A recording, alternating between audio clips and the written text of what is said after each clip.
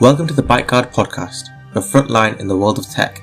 I'm Zaid, a computer science and IT student exploring how technology shapes our lives, from AI and cybersecurity to the latest digital trends. So plug in, stay curious, and let's decode the future, one byte at a time. Hi guys, welcome back to today's episode, and today we're going to be discussing the dead internet theory. Now, it was actually suggested by one of the viewers, and they put it in the comments, so I thought, why not? Let me do a bit of research on it, and after doing the research, it seems really interesting. It's a really interesting theory, and it's quite a conspiracy theory, if you really think about it. So let's just get straight into it. So what actually is the dead internet theory? The dead internet theory is something that suggests that most of the online activity that we see today is fake.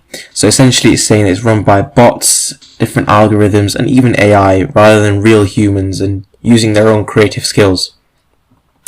And it's something that came about in around 2016, in 2016-2018 era on Reddit, where people just claimed that real people have stopped posting and all we see now is corporate AI generated nonsense.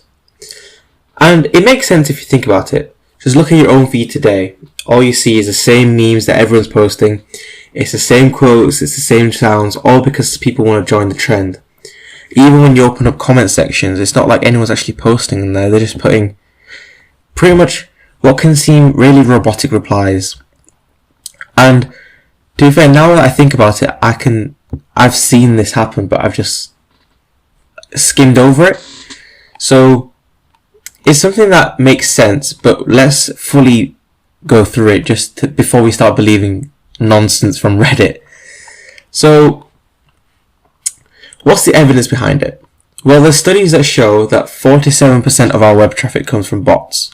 Only 47%, well, I say only, but 47% is quite a large number. And it shows that social platforms, they're using these engagement bots to hook their users into keeping watching the same content over and over again, which is why they introduce the shorts and, the short videos, the scrolling, keeping people engaged, wanting to know what else they can find rather than keeping focused on the same thing.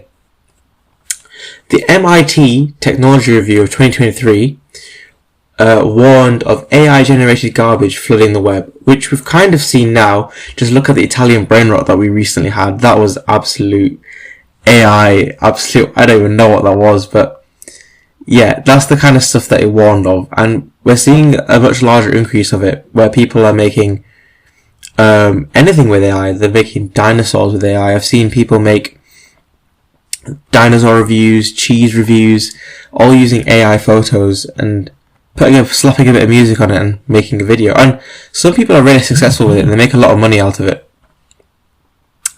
Now, while some of these things are harmless, like, the little search engine crawlers that we have pulling our information, or even just activity that's AI generated for our entertainment, there's others that can spread disinformation or even mimic human activity.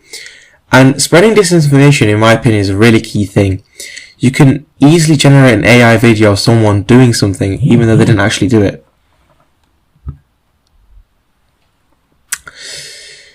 So, we've seen AI being used to create fake news sites, and fake product reviews, fake influencer accounts even. But does that mean that it's taking over our internet? Well, let's look at what's true and what's not. So it's true that bots really are everywhere. And it's true that the internet works on an algorithm basis where it feeds you repetitive and sometimes artificial content, but content that you like.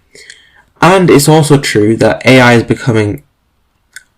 playing a much larger role in our human development, where it's replacing some of the human-made content that we have.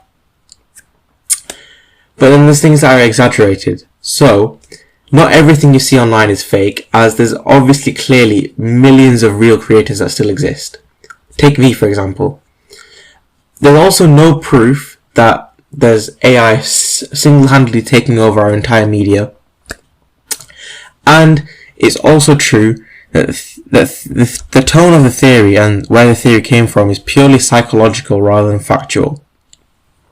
It was made by people that felt disconnected from the internet and felt that humanity was distancing themselves from real human creation, and moving towards more artificial creation. So essentially, it's a bunch of people saying that we missed the old internet when it felt creative and community-based. Now it feels very distant. So it's not saying that the internet is dead, it's just that it's very predictable. And to be fair, I think that makes sense. So is the internet really dead? Probably not, and I don't think it'll ever be dead. It's just the dead internet theory is just an exaggeration, but it can, and it does, tap into something that's becoming a lot more real, and it's usually feeding our fear of the internet's role on humanity and how integrated we are with the internet, and it leads to things questioning how reliant we are on it, such as, and I know I keep mentioning it, but it's a key factor in our reliance, such as the AWS attack that happened last week, which I talked about in last week's podcast. So if you want to know more about that, I'd say go listen to that.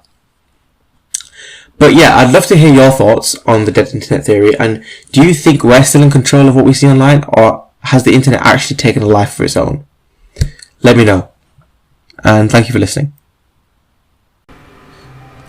Thanks for tuning in to the ByteGuard podcast. If you enjoyed this episode, follow the podcast and share it with someone who loves tech as much as you do. Stay safe, stay smart, and I'll catch you in the next one.